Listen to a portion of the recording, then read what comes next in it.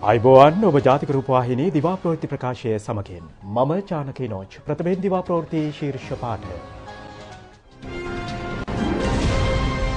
අගමැති මහින්ද රාජපක්ෂ මහතාට බංග්ලාදේශයේදී උණුසුම් පිළිගැනීමක්. ජීවන වියදම පාලනයට මග නිෂ්පාදන සහ ආදායම් නැංවීමයි ජනපති පවසයි. ඇමති රෝහිත අල්ලස් නඩුවකින් නිදහස්. රේගු වෘත්තීය සමිති ගැටලුවලට විසඳුම්. නව තාක්ෂණ උද්‍යාන පිහිටුවීමට නගර 4ක් හඳුනා ගැනේ. බංග්ලාදේශයේ දෙදින රාජ්‍ය චාරිකාවක් සඳහා පිටත්ව ගිය අග්‍රාමාත්‍ය මහින්ද රාජපක්ෂ මහතා අද පෙරවරුවේ එරටට ළඟා වුණා. අග්‍රාමාත්‍යවරයා පිළිගනු ලැබුවේ බංග්ලාදේශ අග්‍රාමාත්‍ය ෂේක් හසීනා මහත්මිය විසින්.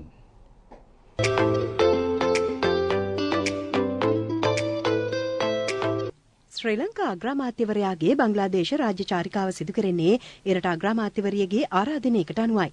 අග්‍රාමාත්‍යවරයා ඇතුළු දූත පිරිස UL 189 ශ්‍රී ලංකන් ගුවන් යානයෙන් බංග්ලාදේශය බලා පිටත්ව ගියා. බංග්ලාදේශ ජනරජයේ ජාතියේ පියාලෙස සැලකෙන බංගබන්ධු ෂේක් මුජිබුර් රහමාන් මැතිතුමාගේ ජන්ම ශත සංවත්සරය හා බංග්ලාදේශ නිදහස් ස්වර්ණ ජයන්ති සැමරුමට සමගාමීව ශ්‍රී ලංකා අග්‍රාමාත්‍යවරයාගේ රාජ්‍ය චාරිකාව සිදු කරනවා. එහිදී අග්‍රාමාත්‍යවරයා බංග්ලාදේශ අග්‍රාමාත්‍ය ෂේක් හසීනා, ජනාධිපති මොහොමඩ් අබ්දුල් හමීඩ්, විදේශ අමාත්‍යවරයා ඇතුළු රාජ්‍ය තාන්ත්‍රිකයන් සමග ද්විපාර්ශ්වික සාකච්ඡා පැවැත්වීමටද නියමිතයි. බංග්ලාදේශ අග්‍රාමාත්‍ය ෂේක් හසීනා මැතිණියගේ විශේෂ ආරාධනයක් අනුව අග්‍රාමාත්‍ය මහින්ද රාජපක්ෂ මැතිතුමා දෙදින රාජ්‍ය සංචාරයක් සඳහා අද පෙරවරුවේ බංග්ලාදේශය වෙත පැමිණුණා. බංග්ලාදේශ රාජ්‍ය වෙත පැමිණි ශ්‍රී ලංකා අග්‍රාමාත්‍යවරයා බංග්ලාදේශ අග්‍රාමාත්‍යවරිය විසින් පිළිගනු ලැබුවා. ඉන් අනතුරුව බංග්ලාදේශ ඩකා සහජලාල් ජාත්‍යන්තර ගුවන්තොටුපළේදී හමුදා උත්තමාචාර සහිත විශේෂ පිළිගැනීමක්ද ශ්‍රී ලංකා අග්‍රාමාත්‍යවරයා වෙනුවෙන් පවත්වනු ලැබුවා. සංචාරයේ ප්‍රථම දිනේ වන අද දිනේදී බංග්ලාදේශ විදේශ අමාත්‍යවරයා සමග සහ බංග්ලාදේශ මහ බැංකු අධිපතිවරයා සමගද සාකච්ඡා පැවැත්වීමටත් නියමිතව තිබෙනවා. ඒ වගේම බංග්ලාදේශයේ ජාතියේ පියා ලෙස සැලකනු ලබන බංගබන්ධු ෂේක් මුජිබුර් රහ්මාන් මැතිතුමාගේ ජන්ම සත සංවත්සරයේ සහ බංග්ලාදේශයේ 50 වන නිදහස් දිනයට සමගාමීව පැවැත්වෙන සැමරුම් උත්සවයටද අද පස්වරුවේ මහින්ද රාජපක්ෂ අග්‍රාමාත්‍යවරයා සහභාගී වීමට නියමිතව තිබෙනවා. බංග්ලාදේශයේ ඩකා අගනුවර පැවැත්වෙන එම සැමරුම් උත්සවයේ අද දිනේ විශේෂ ආරාධිතයා ලෙස ශ්‍රී ලංකා අග්‍රාමාත්‍යවරයා සහභාගී වන අතර සැමරුම් උත්සවයේ ඇමතීමටද නියමිතව තිබෙනවා.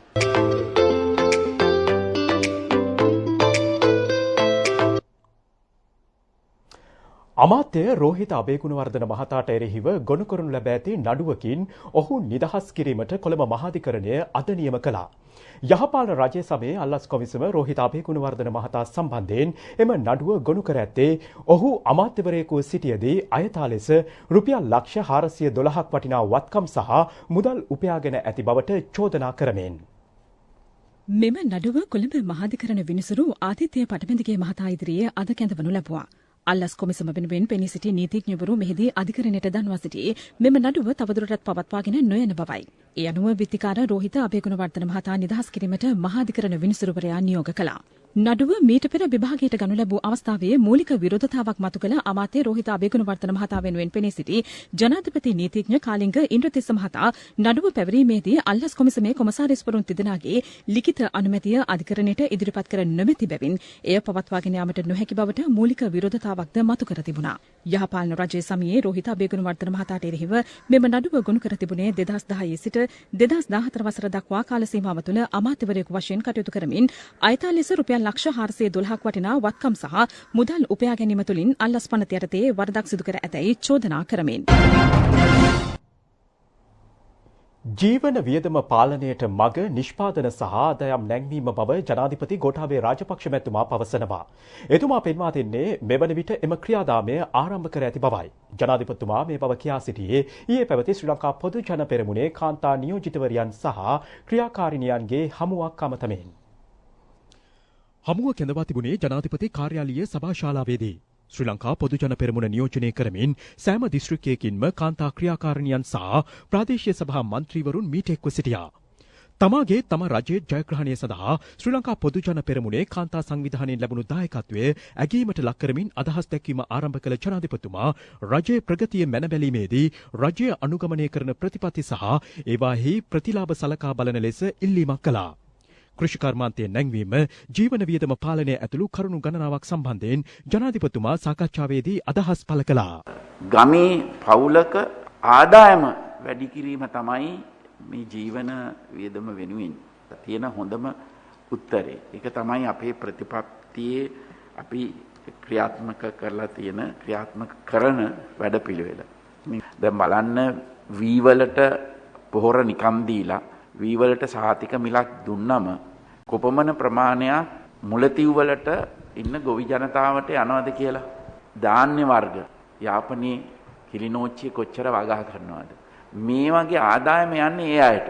මේක ගැන අපි හුඟක් වෙලාවට කතා කරන්නේ නැහැ. මේ ප්‍රතිපත්ති නිසා ජනතාවට වෙන සේවය ගැන. මේ නිසා තමයි අපිට ඒ පළාත්වල ඉන්න ජනතාවගේ ජීවන තත්ත්වයට ඉහළට ගන්න පුළුවන් වෙන්නේ ආදායම වැඩි කිරීම හරහා. ඉතින් අපි පොදුවේ රටට ගන්න ප්‍රතිපත්ති වලින් ඒ අයට වෙන සහනය ගැන අපි හුඟක් වෙලාවට පෙන්නලා දෙන්නේ. කොහොමද ඒගොල්ලන්ට දැන් මේ දවස්වල යාපනයේ කිලිනෝච්චියේ මුලතිව් දිස්ත්‍රික්කවල කුඹුරු කපන දැන් විශාල මුදලක් ඒ අයට එනවා. ඉතින් ඒක අපි හරියට පෙන්නලා දෙන්නේ නැහැ. මේ රජය ඇවිල්ලා මෙන්න මේ ප්‍රතිපත්ති ක්‍රියාත්මක කිරීම නිසා මේ ජනතාවගේ ආදායම් තත්ත්වය කොච්චර ඉහළ ගියාද, ඒ නිසා ජීවන තත්ත්වය ඉහළ නැගුණද කියන එක අපි හරියට තේරුම් කරලා දෙන්නේ නැහැ. මම ඇත්තටම අවංකවම මා ජනතාවට දුන්නු පොරොන්දු ඒ ආකාරයෙන්ම ඉෂ්ට කිරීම සඳහා මම කැපවීමෙන් යුක්තව වැඩ කරනවා. මගේ වෙන අවශ්‍යතාවයක් මට නැහැ. මම යම්කිසි විශ්වාසයක් ජනතාවට දුන්නා. ඒ ජනතාව මං කෙරෙහි යම්කිසි විශ්වාසයක් තිබ්බා. ඒ විශ්වාසය ඒ අයුරින්ම කරන්නට තමයි මගේ උත්සාහය. හැබැයි ඒක තනියෙන් කරන්න පුළුවන් දෙයක් නෙවෙයි. කණ්ඩායමක් වශයෙන් ත්‍රස්තවාදය අවසන් කරේ කණ්ඩායමක් වශයෙන් මුළු රටම නිකාමෙන් අපිට කරන්නට පුළුවන් වුණා. ඒ දේම අපි මේවරත් කළ යුතුයි. අපිට කණ්ඩායමක් වශයෙන් තමයි මේ ප්‍රශ්න වලට මුහුණ දෙන්නට පුළුවන් වෙන්නේ. මේ අවස්ථාවට එක් වූ ශ්‍රී ලංකා පොදු ජන පෙරමුණේ ජාතික සංවිධායක බැසිල් රාජපක්ෂ මහතා ප්‍රකාශ කළේ මේ වසර තුල කාන්තාවන් සඳහා ස්වයං රැකියා 2 ලක්ෂයක් උත්පාදනයට නිශ්චිත පියවරගෙන ඇති බවයි. කෘෂිකර්ම ක්ෂේත්‍රය තුල ඊට පුළුල් ඉඩකඩක් පවතින බවද බැසිල් රාජපක්ෂ මහතා කියා සිටියා.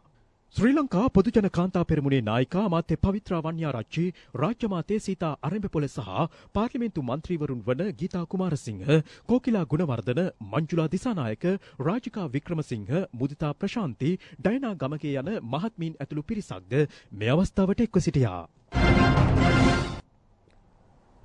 මාර්තු 8 සිට අප්‍රියල් 7 දක්වා ක්‍රියාත්මක වී මිලදී ගැනීමේ ජාතික ක්‍රියාන්විතය මෙවන විට දිස්ත්‍රික්ක 6ක සාර්ථකව ක්‍රියාවට නැංවෙමින් පවතිනවා. කෘෂිකර්ම අමාත්‍යාංශය පවසන්නේ මාසක කාලය තුල ගොවීන්ගෙන් වී මෙට්‍රික් ටොන් 2 ලක්ෂයක් මිලදී ගැනීමට පියවරගෙන ඇති බවයි. රජය සතු වී මෙට්‍රික් ටොන් ලක්ෂ 3ක සංචිතයක් පවත්වාගෙන යාම තුළින් වී හා සහල් මාෆියාවෙන් ගොවියාත් පාරිභෝගිකයාත් ආරක්ෂා කර ගැනීම රජයේ අපේක්ෂාවයි. එය සාර්ථක කර ගැනීම සඳහා දිස්ත්‍රික්ක 6ක වී මිලදී ගැනීමේ ජාතික ක්‍රියාන්විතයට පමණක් නිලධාරීන් 366 දෙනෙකු යොදවා තිබෙනවා. ගොවි බිම් වෙතට ගොස් අත්පිට මුදලට වී මිලදී ගැනීමටයි එම නිලධාරීන්ට උපදෙස් දී ඇත්තේ. මේ අතර අමාත්‍ය මහින්දානන්ද අලුත්ගමගේ මහතා කිලිනොච්චිය ප්‍රදේශයේ වී මිලදී ගැනීමේ ක්‍රියාවලිය නිරීක්ෂණයට පසුගියදා එක් වුණා. මෙහිදී හෙළි වූයේ කිලිනොච්චිය දිස්ත්‍රික්කෙන් වී මෙට්‍රික් ටොන් 10,000ක් පහසුවෙන් මිලදී ගත හැකි බවයි. තරඟකාරී මිලකට රජයේ වී මිලදී ගැනීමට පියවරගෙන ඇති බැවින් තමන්ට ඉතා යහපත් ආර්ථික තත්ත්වයක් උදා වූ බව එම ප්‍රදේශවල ගොවි ජනතාව පවසනවා. කිලිනොච්චිය සහ ඔටුසුඩාන් වී ගබඩා සංකීර්ණය මේ වන විට සම්පූර්ණයෙන්ම පිරී ගොස් ඇති අයුරු කෘෂිකර්ම අමාත්‍යවරයාගේ නිරීක්ෂණයට ලක් වුණා. වී මිලදී ගැනීමේ ජාතික ක්‍රියාන්විතයක් ආරම්භ කරා. අපේ බලාපොරොත්තුව මෙට්‍රික් ටොන් ලක්ෂ 3ක් වී සංචිතයක් රජය සතුව ලබා ගන්න. මේ සඳහා විවිධ පුද්ගලයන් මේක නවතර කිරීමට අවශ්‍ය කටයුතු කරා. නමුත් මේ වෙනකොට ගොවි ජනතාව දහස් ගණනින් ඇවිල්ලා වී අලෙවි මණ්ඩලෙ වී ලබා දෙන්න කටයුතු කරනවා. මම මේ ඉන්නේ කිලිනොච්චිය දිස්ත්‍රික්කයේ මුලතිව් ප්‍රදේශයේ වී ගබඩාවේ. මේ වෙනකොට සම්පූර්ණයෙන්ම ගබඩාව පිරලා ගොවීන් වී ලබා දීලා තියෙනවා. ඒ වගේම ගොවි ජනතාවගේ විශාල උනන්දුවක් රජයට වී ලබා දීම සඳහා අපි දකිනවා. COVID-19 ප්‍රතිශක්තිකරණ වැඩසටහන යටතේ 8,15,585 දෙනෙකුට එන්නත් ලබා දී ඇති බව වසංගත රෝග විද්‍යාංශය පවසනවා. ඊයේ 9,136 දෙනෙකුට එන්නත් ලබා දී තිබෙනවා. එන්නත්කරණය අද සිදු කෙරෙන්නේ 50 වෙනි දිනටයි. තලවතුගොඩ ගණේලන්ද රාජමහා විහාරස්ථානයේ අද එන්නත්කරණ වැඩසටහනක් ක්‍රියාත්මකයි. එම ප්‍රදේශයේ අවුරුදු 60ට වැඩි සියලු පුද්ගලයින්ට එන්නත් ලබා දීමට නියමිත බව සෞඛ්‍ය අංශ සඳහන් කළා. අත්තිඩිය මාතෘ හා ළමා සායන මධ්‍යස්ථානයේද අද එන්නත් කරන වැඩසටහනක් පැවැත්වෙනවා. අත්තිඩිය උතුර ප්‍රදේශයේ අවුරුදු 60ට වැඩි 2000කට පමණ එහිදී එන්නත් ලබා දීමට නියමිතයි. COVID-19 රෝගයෙන් මෙරට පූර්ණ සුවය ලැබූ පිරිස 85944 දක්වා ඉහළ ගොස් තිබෙනවා. එම ප්‍රතිශතය 96.38ක්. තවදුරටත් ප්‍රතිකාර ලබන පිරිසට 2693 දෙනෙකු ඇතුළත්. COVID-19 රෝගයේ වැළඳුණු තවත් 313 දෙනෙකු ඊයේ හඳුනාගනු ලැබුවා. ඉන් 278 දෙනෙකු පෑලියගොඩ කොවිඩ් පොකුර ආශ්‍රිතව වාර්තා වූවන්. තවත් 11 දෙනෙකු විදේශයන්හි සිට පැමිණි අයයි. සෙසු 24 දෙනා බන්ධනාගාර කොවිඩ් පොකුර ආශ්‍රිත රෝගීන්. සුවය ලැබූ තවත් 219 දෙනෙකු රෝහල් වලින් ඊයේ පිටව ගියා. ඉදිරියේදී අපේ සිංහල හින්දු අලුත් අවුරුදු සමය එළඹෙනවා. ඒ සඳහා අපි දැන් කඩසාප්පු වලට යනවා, උත්සව සංවිධානය කරන්න ලෑස්ති වෙනවා. නමුත් ගිය අවුරුද්දෙත් අපිට සමරන්න බැරි වුණා. සිංහල හින්දු අලුත් අවුරුද්ද ඉතාමත්ම සෞඛ්‍ය පුරුදු වලට අනුකූලව සමරන්න කියලා මම ඉතාමත්ම කාරුණිකව ඉල්ලා සිටිනවා. මේ සඳහා අවශ්‍ය උපදෙස් අපි මුදුරු දවස් කිහිපයේදීම නිකුත් කරන්න බලාපොරොත්තු වෙනවා. COVID-19 පුද්ගල මරණයක් ඊයේ වාර්තා වුණා. ඒ ඉබ්බාගමුව ප්‍රදේශයෙන්. මියගොස් ඇත්තේ වයස අවුරුදු 60ක පුද්ගලයෙක්. මේ අතර අද උදේ 6න් අවසන් වූ පැය 24 තුළ සෞඛ්‍ය ආරක්ෂිත ක්‍රමවේද නොසලකා සිටි සිව් දෙනෙකු අත්අඩංගුවට ගෙන තිබෙනවා. ඒ සම්බන්ධයෙන් මෙතෙක් අත්අඩංගුවට ගෙන ඇති සමස්ත පිරිස 3367ක්. ශ්‍රී ලංකා රේගුවේ වෘත්තීය සමිති ගැටලු නිරාකරණයට අවශ්‍ය නිර්දේශ ඉදිරිපත් කර එම ගැටලු වලට විසඳුම් ලබා දෙන්නයි අග්‍රාමාත්‍ය මහින්ද රාජපක්ෂ මහතා බණ්ඩාගාර ලේකම් SR ආටිගල මහතාට ඊයේ උපදෙස් දුන්නා.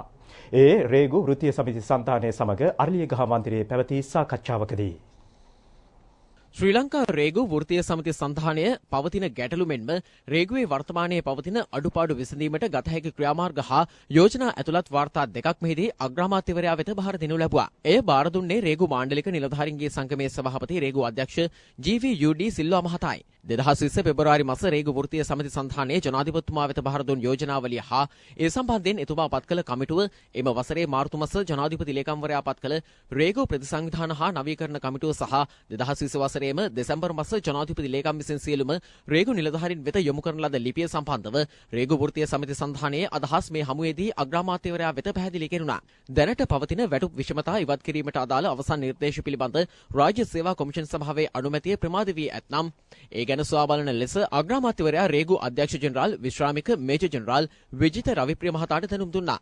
ඒ අනුව රාජ්‍ය සේවා කොමිෂන් සභාවෙන් අදාළ කරුණු පිළිබඳ විමසා ඒ ගැන බණ්ඩාගාර ලේකම් දැනුවත් කරන බව රේගු අධ්‍යක්ෂ ජෙනරාල්වරයා ප්‍රකාශ කළා. එම ගැටලුව විසඳා ගැනීම ඔස්සේ රේගුවේ පවතින නිලධාරීන්ගේ පුරප්පාඩු පිරවීමට නියමිතයි. සේවක උසස්වීම් සම්බන්ධයෙන් පවතින ගැටලු පිළිබඳවද අග්‍රාමාත්‍යවරයාගේ අවධානයට යොමු වුණා. පුරප්පාඩු වන තනතුරු සඳහා ආයතන මට්ටමින් ක්‍රියා කළ හැකි ආකාරය දැනට දන්වා යවා ඇති බව බණ්ඩාගාර ලේකම් SR ආටිගල මහතා කියා සිටියා. අමාත්‍ය ගාමිණී ලොකුගේ, අග්‍රාමාත්‍ය ලේකම් ගාමිණී සෙන්රත්, අග්‍රාමාත්‍ය අතිරේක ලේකම් චමින්ද කුලරත්න යන මහතුරුන් ඇතුළු පිරිසක් සාකච්ඡාවට එක්ව සිටියා. මේ අතර කොළඹ කොටුව ග්‍රෑන්ඩ් ඔරියන්ටල් හෝටලයේ ප්‍රතිසංස්කරණයෙන් පසු අග්‍රාමාත්‍ය මහින්ද රාජපක්ෂ මහතාගේ ප්‍රධානත්වයෙන් ඊයේ රාත්‍රියේ විවෘත කෙරුණා. වසර 183ක් පැරණි මෙය ප්‍රතිසංස්කරණය කරනු ලැබ ඇත්තේ සිව්වන වරටයි.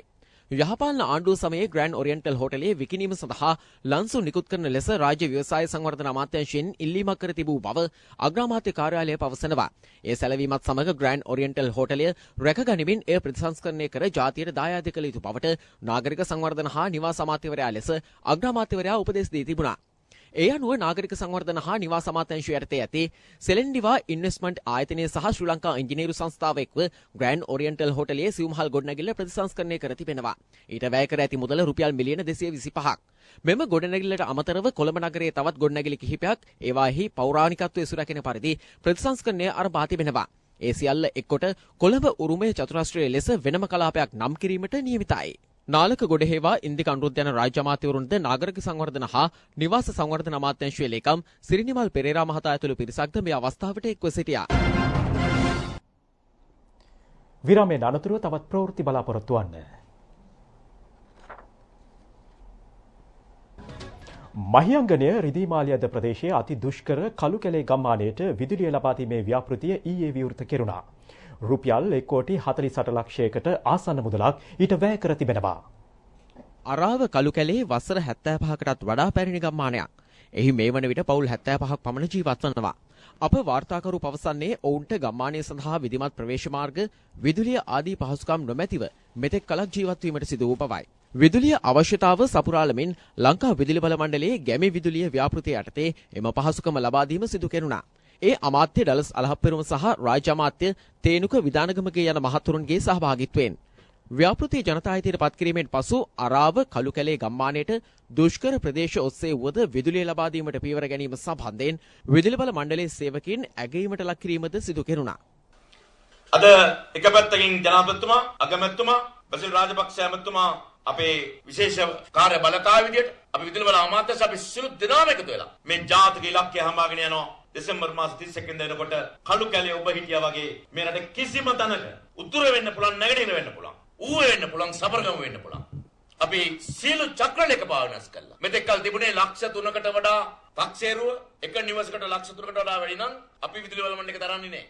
දැන් කළු කැලේට ලක්ෂ 2යි තිබුණේ. 1,40 ලක්ෂයක් වියදම් කළා. විදුලි බල මණ්ඩලයේ සල්ලි මේ ගමට අද දවස අපි උදා කරලා දුන්නා. මේ රටේ ඔබ වැනි කිසිම ගමක කිසිම පවුලක කිසිම දුවෙක්ට පුතෙක්ට මේ වර්ෂ අවසානයෙන් පස්සේ මේ ඛේද වාසිකයට මුහුණ දෙන්න ගෝඨාභය රාජපක්ෂ තමයි නායකත්වයෙන් අපිට දෙන්නේ නැහැ කියලා කියන එක අවධාරණය කරන්න මම මේක අවස්ථාවක් කරගන්නවා. තාක්ෂණ පාදක ආර්ථිකයක් ගොඩනැගීම සඳහා වූ රජයේ වැඩපිළිවෙලේ ප්‍රධාන ව්‍යාපෘතියක් වන තාක්ෂණ උද්‍යාන පිහිටුවීම සඳහා වූ මූලික කටයුතු සූදානම් බව තාක්ෂණ අමාත්‍යාංශයේ ලේකම් ජයන්ත ද සිල්වා මහතා පවසනවා. ඒ පිළිබඳ දැනුවත් කිරීම සඳහා මිලෝදා මූල්‍ය අධ්‍යාපන ආයතන ශ්‍රවණාගාරයේ ඊයේ පැවති මාධ්‍ය සාකච්ඡාවකදී ඔහු මේ බව කියා සිටියා.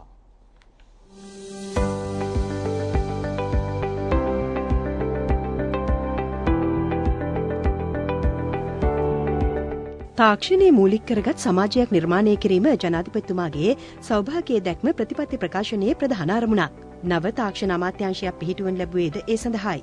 එහි ප්‍රධානතම පියවරක් ලෙස ශ්‍රී ලංකාවේ අන්තර්ජාතික ප්‍රමිතියෙන් යුත් නව තාක්ෂණ උද්‍යාන 5ක් පිහිටුවීමට අපේක්ෂිතයි. ඒ සඳහා ගාල්ල, මහනුවර, නුවරඑළිය සහ කුරුණෑගල යන නගර දැනටමත් හඳුනාගෙන තිබෙනවා.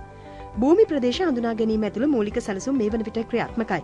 තාක්ෂණයේ කේන්ද්‍ර කරගත් ආයෝජන, ව්‍යාපාර, ව්‍යවසායිකත්ව සහ ඊට අනුබද්ධ සේවා කර්මාන්ත වෙත ප්‍රවේශ වීමට එමගින් ඉඩකඩ විවර කෙරෙනවා. තරුණ තරුණියන්ට ඉහළ ආදායම් උපයාගත හැකි නව රැකියා අවස්ථා උත්පාදනය කරගත හැකි. තාක්ෂණික උද්‍යානයක් මගින් පෞද්ගලික අංශයේ තාක්ෂණයේ මුල් කරගත් ව්‍යාපාරවලට අනුබල දෙන අතර එකම ස්ථානයකදී පහසුකම් රැසක් ලැබෙනවා. එමගින් ජාතික ආර්ථිකයේ සංවර්ධනයට දායකත්වයක් සැපයනවා මෙන්ම විදේශ ආයෝජන ආකර්ෂණය කරවා ගැනීමට හා අපනයන ප්‍රවර්ධනයටද අවස්ථාව හිමි වනවා. තාක්ෂණ උද්‍යාන තුළ ඉන්කියුබේටර් පහසුකම්, අඛණ්ඩ විදුලි බල සැපයුම, විදුලි සංදේශ මධ්‍යස්ථාන, ආරක්ෂාව, පරිපාලන කළමනාකරණ කාර්යාල, බැංකු කාර්යාල, සම්මන්ත්‍රණ මධ්‍යස්ථානය, වාහන නැවැත්වීම සහ අභ්‍යන්තර ප්‍රවාහන වැනි යටිතල පහසුකම් රැසක් එක් කිරීමට නියමිතයි. තාක්ෂණ උද්‍යාන ඉදිකරන්නේ ස්වභාවික පරිසරය හා බැඳුණු පරිසර හිතකාමී ලෙසයි. මේවා ඍජු විදේශ ආයෝජන ආකර්ෂණය කර ගැනීමට හා සංචාරක ව්‍යාපාරයේ ශක්තිමත් කිරීමට උපකාරී වනවා. ඩිජිටල් පරිවර්තනය හා නවෝත්පාදන තුළින් කලාපීය සංවර්ධනයට සහාය වන පරිසරයක් එමගින් ස්ථාපනය කෙරෙනවා. තාක්ෂණ උද්‍යාන පිළිබඳ දැනුවත් කිරීමේ ඊයේ පැවති වැඩසටහනේදී අදාළ ක්ෂේත්‍රවල පිරිස් සිය යෝජනා සහ අදහස් ලබා දුන්නා. සෞභාග්‍ය දැක්මෙම අපේ ටෙක්නෝපාක්ස් ගැන සඳහන් වෙලා තියෙනවා. ඒ අතර මේකේ වැදගත්කම නිසාම ටෙක්නොලොජි මිනිස්ට්‍රි එක ජනාධිපතිතුමා බාරගත්තා. ඒකලා කිව්වා මාව පත් කරා ලේකම් වශයෙන් කියලා මට අඬ ගහලා කිව්වා මට මගේ පළවෙනි කැමැත්ත තමයි ටෙක්නෝපාක්ස්. කියන්නේ ප්‍රොජෙක්ට්ස් වලට අමතරව ටෙක්නෝපාක්ස්. ඒකින්ද කරුණා කරලා මේ ටෙක්නෝපාක්ස් 5 මට හදලා දෙන්න ඔක්තෝබර් වෙනකොට කියලා. ඒ විදිහටම අපි බාර අරන් ඒක කරන් යනවා. ශ්‍රී ලංකා තොරතුරු තාක්ෂණ නියෝජිත ආයතනයේ සභාපති මහාචාර්ය ලලිත් ගමගේ, ශ්‍රී ලංකා විදුලි සංදේශ නියාමන කමිෂන් සභාවේ අධ්‍යක්ෂ ජෙනරාල් ඔෂද සේනානායක යන මහත්වරුන් ඇතුළු පිරිසක් මේ අවස්ථාවට එක්ව සිටියා. රට සෑම ක්ෂේත්‍රයකින්ම යලි ගොඩනැංවීමට නම් සියලු පුරවැසියන් එකාවන්ව ක්‍රියා කළ යුතු බව රාජ්‍ය අමාත්‍ය දයසිරි ජයසේකර මහතා පවසනවා. මහනුවර ඊයේ පැවති වැඩසටහනකදී ඔහු මේ බව කියා සිටියා. 1982 බලවේග පෙහෙකම්හල් රාජ්‍ය සේවක සේවිකාවන් සඳහා ශ්‍රමාභිමාන දීමනා ප්‍රදානය සඳහා මේ සංවිධාන කර තිබුණා. ඒ මහනුවර පල්ලෙකැලේ පළාත් සභා ශ්‍රවණාගාරයේ ශ්‍රමාභිමාන දීමනා ලැබූ පිරිසට 200 දෙනෙකු ඇතුළත්. මධ්‍යම පළාත් හිටපු ප්‍රධාන අමාත්‍ය සරත් ඒකනායක මහතා සහ පාර්ලිමේන්තු මන්ත්‍රීවරුන් ඇතුළු පිරිසක්ද මේ අවස්ථාවට එක්ව සිටියා. අද අපි මුහුණ දීලා තියෙන අර්බුදය රටක් විදිහට අපි මුහුණ දීලා තියෙන අර්බුදයක්. මේක ආණ්ඩුවක් විදිහට මුහුණ දීලා තියෙන අර්බුදයක් නෙවෙයි. මේක පටල ගැනීම තමයි අපේ රටේ තියෙන ප්‍රශ්නේ. මේ මුළු ලෝකෙම අද ඇති වෙලා තියෙන තත්ත්වය. ඒතර මේක රටේ ප්‍රශ්නයක්. මේ රටේ ප්‍රශ්නේදී අපි මේ ප්‍රශ්නෙට මුහුණ දෙන්න ඕන රටක් විදිහට. ලෝකයේ අනෙක් රටවල් නැගිට්ටේ එහෙම. අද අපේ රටරත් තියෙන්නේ සිංහල දෙමළ මුස්ලිම් කියලා බෙදන්නේ නැතුව ඔක්කොම එකට එකතු වෙලා මේ රට ගොඩ ගන්න පුළුවන් වැඩ පිළිවෙලකට සකස් කරන්න. අපේ ආණ්ඩුව විදිහට අපි විශාල වැඩ කොටසක් කරගෙන යනවා. එය නිවැරදිව අපි කරගෙන යන්නේ යමක් ගන්න නෙමෙයි රටට වැඩක් කරන්න. කුරුණෑගල පොල්පිතිගම ප්‍රාදේශීය සම්බන්ධීකරණ කමිටු රැස්වීම එම ප්‍රාදේශීය ලේකම් කාර්යාලයේදී ඊයේ පැවැත්වුණා. ඒ මහමාර්ග අමාත්‍ය ජොන්ස්ටන් ප්‍රනාන්දු මහතාගේ ප්‍රධානත්වයෙන් ප්‍රදේශයේ විදුලිය නොමැති පවුල් 603කට මේ වසර ඇතුළත විදුලිය ලබා දීමට මෙහිදී තීරණය කෙරුණා. කොත්මලේ සහ උඩ පළාත මහවැලි සී කලාපයේ ජනතාවගේ ඉඩම් ගැටලු निराකරණය කිරීමේ විශේෂ ජංගම වැඩසටහනක් ඊයේ සංවිධානය කෙරුණා. ඒ කොත්මලේ මහවැලි කොට්ටාස කාර්යාලයේදී මේ අවස්ථාවට එක්වූ රාජ්‍ය අමාත්‍ය සිරිපාල ගම්ලත් මහතා ප්‍රකාශ කළේ අදාළ ගැටලු වලට සති දෙකක් ඇතුළත විසඳුම් ලබා දීමට පියවර ගන්නා බවයි. රාජ්‍ය අමාත්‍ය අනුරාධ ජයරත්න මහතා ඇතුළු පිරිසක් වැඩසටහනට සහභාගී වුණා. අන්තර්රාජ්‍ය සේවක නිර්මාණ තරංගාවලියේ ජයග්‍රාහකයින්ට සම්මාන හා ත්‍යාග ප්‍රදානෝත්සවය රාජ්‍ය අමාත්‍ය විදුර වික්‍රමනායක මහතාගේ ප්‍රධානත්වයෙන් කොළඹ එල්ෆිස්ටන් රංගහලේදී ඊයේ පස්වරුවේ පැවැත්වුණා. ටවර් හෝල් පදනමේ වැඩ බලන අධ්‍යක්ෂ ජෙනරාල් ජී.ඩී. ජිනසෝම මහතා ඇතුළු පිරිසක් මේ අවස්ථාවට එක්ව සිටියා. පොදුජන රූපලාවන්‍ය හා කේශාලංකරණ වෘත්තිකයන්ගේ සංසදයේ මහනුවර දිස්ත්‍රික් සමළුව ඊයේ මහනුවරදී පැවැත්වුණා. රංජිත් බණ්ඩාර උදේන කිරිඳිගොඩ යන පාර්ලිමේන්තු මන්ත්‍රීවරුන් ඇතුළු පිරිසක්ද මේ අවස්ථාවට එක්ව සිටියා. එසමගින් ජාතික රූපවාහිනී දිවා ප්‍රවෘත්ති ප්‍රකාශයේ නිමාවට පත්වෙනවා.